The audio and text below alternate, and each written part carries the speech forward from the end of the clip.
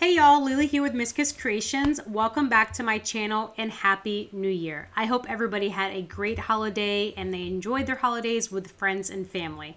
So every new year, I always get super excited to have a new calendar, a new notebook planner. And so I thought I would create one for myself this year and then show y'all how I created it. So of course I had to make this purple explosion of just greatness, and it's super beautiful. And like always, all of my materials will be listed in my description below, including some direct links and coupon codes. With all that being said, let's go ahead and get started with this tutorial. All right, so I'm working with these two acrylic blanks I purchased from Grateful Glitters. These acrylic blanks are A as in alpha 5, so A5 size. They measure about 8.5 by 6 inches. They're about this a little bigger than like your hand, so they're not like huge and they're not like 8 by 11, but they are a perfect size for like just a normal planner size. And you can see that they're nice and thick. They have 3 holes on the top and 3 holes on the bottom. So here are the inserts, the same holes, and then you have the inserts for the planner. So I have the 2023 planner, which is the calendar, and then I have these notepads with the same holes. I'm only going to put one section notepad inside of my book, you'll see at the end, but you can put 2. So these are the 2 inserts I have, and then these are the rings to go on the outside and kind of clip them all together. I'll have all of these items listed in my description below, including some direct links where y'all can purchase them. You'll see that I'm just trying to measure them up, making sure I have the right size, and then we'll move on with creating our space. I always put my 10 by 8 by 6 piece of cardboard over my silicone mat on my desk, and then I place my parchment paper over that cardboard and I wrap that parchment paper underneath that cardboard. This is like, I'm kind of like making a tray, so when I move this like workspace, I can move it easily over to like my drying station so it doesn't take up any space. And now I'm working with these 9-ounce cups. These cups is what I use to allow those acrylic blanks to stay sturdy on those, and I'll go into explanation further whenever I do that design. And here I am showing you all of the colors I will be using to place on my acrylic blank. I will have all of these colors and brands and styles, including the paint, mica powders, and glitters, all listed in my description below. So don't worry about trying to pause this video or trying to catch up. Just go to the description and they'll all be there. So the first step of this is removing one layer of that backing from the acrylic blank, I guess, and all you do is you peel it up. So just one layer from each acrylic blank. That second layer we're going to remove at a later time, so let's just focus on first peeling the first layer. It comes up so easily, it's so satisfying. And then once you have that backing peeled up, we are going to treat this like a tumbler. So if you do tumblers, you know you need to sand your tumbler. So I'm using a 100 grit sanding block, and I'm going to sand all around these acrylic blanks. So I just want to make sure I have a nice rough surface because I'm going to apply my epoxy over this. So you need a nice rough surface for the epoxy to stick to. And I'm also sanding those sides areas. So just in case, you know, that epoxy sticks to that side area, you don't want that to repel. Once I was finished sanding my acrylic blanks, I then went in with my 91% alcohol and I wiped around the tumbler. I wiped around the acrylic blanks using my 91% alcohol just to make sure I removed any excess oils or dust that may have been placed on the blanks.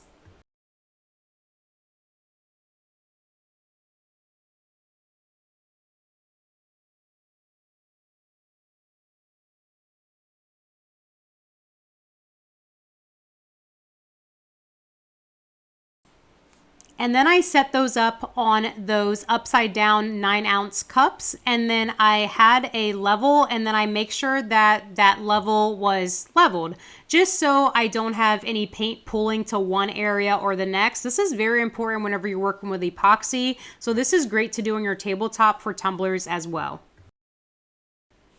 And then to show you how much epoxy I use for these blanks, I use a total of 120 milliliters of epoxy.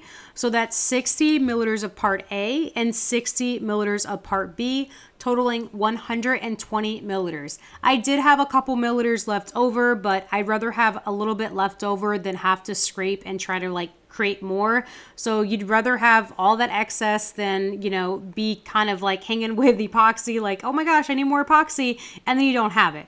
So make sure you mix your epoxy nice and, you know, nice and well, like how you would normally mix it.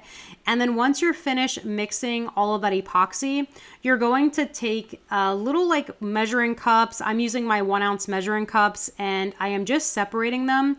And then I'm placing some epoxy inside of each measuring cup, because this is where you're going to add that colorant, the mica powders, the paints into those cups. Before you add any colorants, mica powders, paints into your epoxy, make sure your epoxy part A and part B is completely mixed. Then you put it inside of those separate cups, and then you start adding your colorants. So I personally wanted a very like transparent, kind of flowy, just like a calming like notebook cover. So I added very little paint inside of my epoxy, and not very little mica powder because I'm very heavy handed, but I try to add very little amount of paint to make it transparent. So you're able to see like the first cover or the first notepad or paper through my backing. I did that on purpose. So if you don't want that, add some more paint to your epoxy, so your paints and your epoxy mixture isn't transparent, and so it's nice and bold. So just keep that in mind, especially working with different brands. If you want obviously a more bold tumbler, add more of that paint. That's okay. Make your not tumbler, make your acrylic paint and your notepad or your planner the way that you want to make it. But like I said, I wanted transparency. I wanted this to be nice and flowy and just relaxing, and you'll see how mine turned out. And I also did another one for y'all to show y'all what it will look like with more paint. So make sure you stir all those paints together very well until you see one consistent color on your epoxy mix. So you want some extra epoxy left over. You actually want a total of about 30 milliliters of epoxy for both sides. So I'm using a total of 15 milliliters of epoxy on the first side and 15 milliliters of epoxy on the back side. So together, what you see on screen, I'm using 30 milliliters of epoxy. I'm spreading that all around my acrylic blank. I am not worrying about the little holes. I'm not worrying about it dripping. I'm not worrying about if it's even. I just want this nicely coated with epoxy. So whenever you do the pour and whenever you like try to blow those colors around, it's going to move around a little bit more easier than if you would on just a dry surface. And now the fun part, pour your little heart away. So I am just pouring, and I'm not really focusing on where I'm pouring, because the minute you start focusing, that's whenever you're gonna mess up. So you'll see that mine is very transparent. So if you can see that brown backing in the background, that means it's obviously transparent. So if you want more bolder colors, again, add more paint, go at it and just make those colors as bold as you want, whatever makes your little heart happy. So you'll see I'm taking a wooden stick, I'm pouring it, I'm doing whatever, because honestly, this type of art is truly my favorite whenever I'm doing any dirty pours or anything like this, because it's just so abstract and you could just really get creative, and it never turns out the same, which is great. So there'll never be another notebook exactly like this. So that's one of my favorite parts about this type of art. So you'll see that I'm not really avoiding the holes. I'm just pouring around, and if that epoxy gets inside of those holes, that's okay. I do like to wait to do the white last, mostly because that white kind of ties things together, and you'll see what I mean here in a second. I then take my gloved finger, and then I'm just smushing around that epoxy, and all I'm doing is trying to connect those lines, and I'm trying to make those lines just a little bit, you know, like flowy and not as harsh. I don't want like really harsh lines. Again, I want it to be flowy. It looks like squiggly lines now, but you'll see that I'm going to take a heat gun, and I'm just going to heat up this epoxy and kind of move it around some. You can also take one of those like like alcohol ink blowers, if you know what I mean. I'll link it in my description, and you can move it around that way. I've tried that, but if your epoxy cures, then it doesn't really move around. But just keep squiggling. Again, squiggle around until your heart's happy. Add some more, acrylic paint and epoxy mixture, and just do you. Just keep pouring until you're happy or until you're out of paint. So now I grab my heat gun and I'm just heating it up. What I'm doing here is just really popping the bubbles, and then I'm taking my glitter, which is my favorite part, and I'm adding my glitter. No, I'm not. I'm just kidding. I'm adding the rest of my paint mixture on the backing, and then I'm going to add my glitter. So I'm going to add my glitter immediately after because I want that glitter to stick into that epoxy and I don't want it to go away. Again, I really didn't have like an explanation of where and how I applied my glitter. I just applied it until my heart was happy. So again, these little crafts and this type of art is just so great for my soul, and I just have so much fun with it. Now you'll see that I am using my Mica now. You'll see that epoxy moving. This is how I kind of moved it around. I didn't want to heat it up too much and change the design because I liked how it looked like kind of flowy. So just keep that in mind. The more you heat up your epoxy, the thinner it's going to get and the more drippage you're going to see. You see around the edges, I do have a lot of dripping because I did heat it up a lot. Don't panic about that. Let the epoxy drip. Let it drip onto that parchment paper and it will be fine. If there's little drips underneath your like acrylic blanks, don't overanalyze it. It's fine. We're going to clean that up later and I'll show you how to make that beautiful. You'll see I added my glitter and I absolutely love it. Now I'm going to de-hole, I guess. I don't know. But I'm taking like a sharp tweezer and I'm poking those holes. So while the epoxy is wet, make sure those holes are empty. So all you do is you take something very sharp and you just poke that sharp object into the hole and making sure that hole is nice and clear because that's how the epoxy is going to dry. Simple as that. And then let your epoxy cure for however long your epoxy is supposed to cure. So I let this sit and cure for at least 24 hours before moving on to this step, okay? So I'm going to add a decal on here, and just like a tumbler, you wanna make sure that it is cured for 24 hours before adding a decal. That's my personal preference. I did not use fast curing epoxy. I used my regular set epoxy. And now I'm going to stop talking and give my lungs a break and your ears a break and show y'all on fast forward another acrylic blank that I did. Here it is.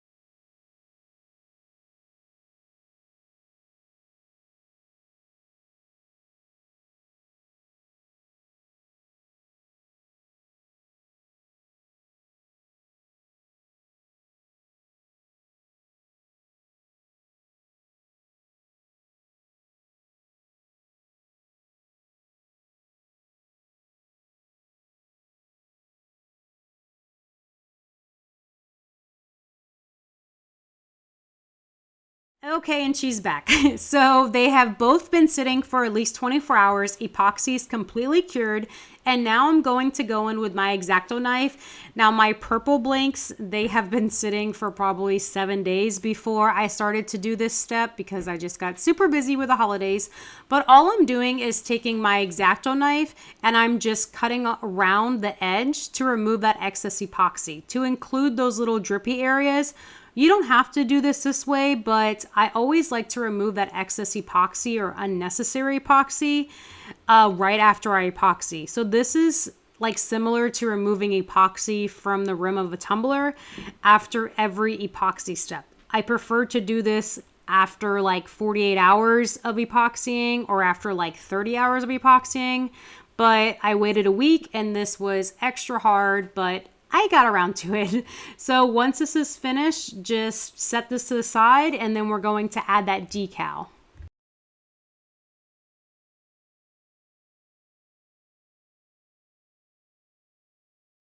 And now let's move on to adding that decal. I am adding this decal I found on Cricut Design Space. I do have that $9.99 a month like access or whatever they call it now.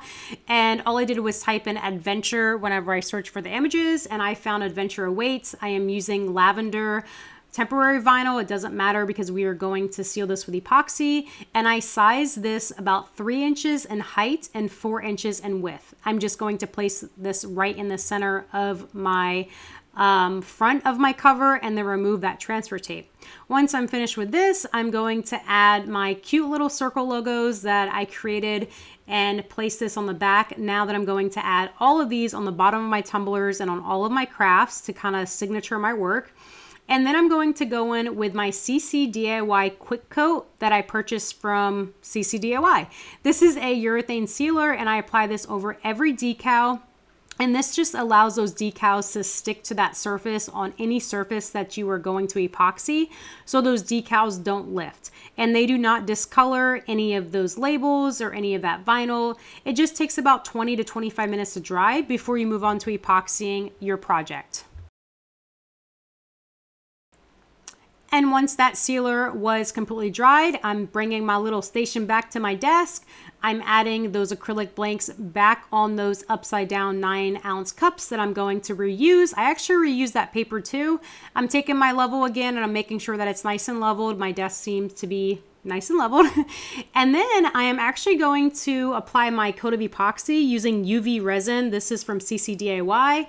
And then I'm using just like a light, this is like a gel nail light that I've always used, that I just use for my resin. And I can't really tell you how much resin I am placing on my backing except for what you see. So I didn't measure it. I just put it on the backing, and then I'm spreading it very evenly with my finger. Now keep this in mind, this is UV resin, so right when that light hits this, that's when the curing process starts. So make sure this stuff is nice and smooth. Make sure when you apply that resin to your blank that you are not applying it. Well, you can apply it over the holes, but make sure you take that sharp object again and poke those holes to make sure that resin is completely out of those holes before you apply that light over your UV resin, because then that curing process, when it starts, there's no going back from that. Once I was finished with applying that resin as smoothly as I can, I'm taking that UV light, and you'll see that I'm kind of like moving that UV light all over the backing. And what I wish I would have done, which I did it on the second blank, is just place that light in one area for 120 seconds and then place it in another area for 120 seconds. Now with CCDIY UV resin, it took probably like 5 minutes underneath the light. So it's easier to just place that light right in that one specific area and then move it after 120 seconds than me like moving it around. So hi, my name is Leela. I have no patience. So I just kept moving and just moving. And then I realized, oh, this is still tacky. Why? Because I didn't let the light sit in one area. And you'll see that I'm going back and I'm just trying to get those little areas. UV resin is just like regular epoxy resin. If it's tacky, it's not cured. So once it's completely like, hard, it's cured. So you'll see the amount that I'm placing on this top cover, and that's the amount that you need. So I'd rather have more on there than less. And you can always do 2 coats of this epoxy, and you don't have to use UV resin. So what you would do for regular epoxy is this same process, except for adding all of this epoxy over this backing and then just letting it cure. Make sure those holes are nice and punched and make sure they're clean, because once resin cures, it cures like concrete. I'm sure you can go back and use like an X-Acto knife and kind of scrape it up, but don't waste your time. Do it the right way and it'll be beautiful. So you'll see that I'm placing this light in one spot, keeping that sucker there, and then moving it to another spot. So much easier. Don't be like me the first time. Learn from my mistakes. And then moving it to another spot. So the reason why I chose UV resin is because I wasn't worried about the durability, like how I would worry about the durability of a tumbler being washed, being taken out places, possibly dropping. This is going to sit next to my nightstand, and that's basically it. So you can use any type of resin or epoxy. It's completely up to you. And once that resin was cured, I'm going to take my X-Acto knife again and peel off that excess backing. This part was a little harder than the first part because remember, you have that epoxy on those edges, so just kind of take your time. Don't stab your backing. Make sure you just get a nice clean backing and just be patient with it, and hopefully you can get it all off and do a lot better than I did. And another tip while you watch me struggle with this is make sure you are putting your two backings together as you're placing your decals on, because the first acrylic blank I did, I placed my decal upside down because I didn't put my backings together and I already resined it. So make sure you put them together like you would the notebook and then apply your decals before you put your epoxy or resin, because, well, you're just going to have an upside down notepad, and I guess it is what it is. You know, it's all part of learning, right? And now the moment we've all been waiting for, putting this stuff together. So we have these rings. I chose these silver rings, and then I am using my notepad or paper to fill these two acrylic blanks. Again, I am only using one side. I didn't want it too thick. I only wanted it thick with one C and not two C's. And then we're going to place this notepad just over those holes. So if you did a good job and you poked your holes, then you shouldn't have a problem with this. If you realize your rings are not going through those holes, it's because your holes still has some resin in there. So I also forgot that you have to clean up that extra resin on the edges. So I quickly did that before I put those pads together. And then all you do is you just line up those holes and you kind of put together your notebook. Those little rings just unclip, and then you just put those inside of the holes. The first two holes are probably like the hardest to do, but once you have those two rings in the first like two holes, the rest, they're very easily to just clip in, and it's super easy. So this journal is very important to me and very special because this is my first journal / diary that I've had in my entire life. So this is going to be super interesting and fun and adventurous whenever I write my thoughts down in this journal. And that's why I added the decal "Adventure Awaits" because, well, my mind is just an adventure and I'm just trying to figure it out. So yeah.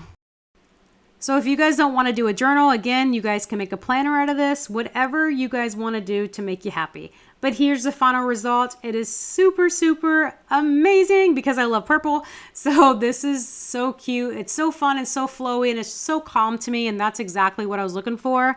I hope you guys enjoyed this video, and if you did, please be sure to give it a thumbs up, and don't forget to subscribe to my channel for more Tumbler and craft videos. Thanks so much for watching, and I'll see y'all next time.